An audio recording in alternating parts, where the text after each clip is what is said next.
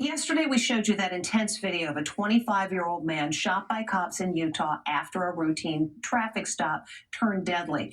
As we reported, he considered himself a sovereign citizen, an anti government extremist.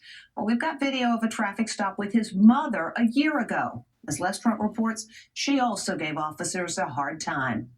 Police pull over a young man for driving without a registration, but he won't give cops any information, claiming they have no jurisdiction over him. You are lawfully required to identify yourselves. He refuses to get out of the vehicle, so they try to pull him out. That's when one officer sees a gun. Step out of the car. In a hail of bullets, 25-year-old Chase Allen is killed.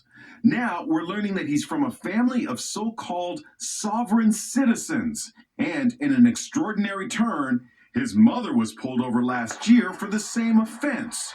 No registration. The reason I stopped you today is your registration's expired. Like her son, Diane Allen is uncooperative from the get-go.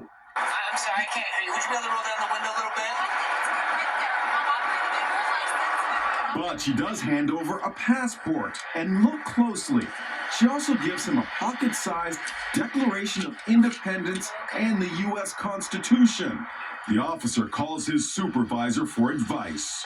I have stopped a constitutionalist. She says she's not operating under a driver's license. But this stop ends quite differently. The officer is advised to give her a ticket and nothing more. Is it worth pulling her out of her car and arrest her for failure to identify? No, probably not. Just cite her for whatever violation she has. Just hand it to her and be on your way. And that is what he does. Diane Allen ended up suing the Farmington, Utah Police Department over the traffic stop. Her son was actually with her when she made a court appearance, and things did not go smoothly.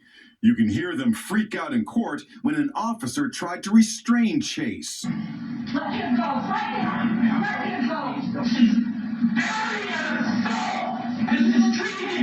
Rick Ross has studied the sovereign citizens phenomenon. Typically, there are whole families that are sovereign families.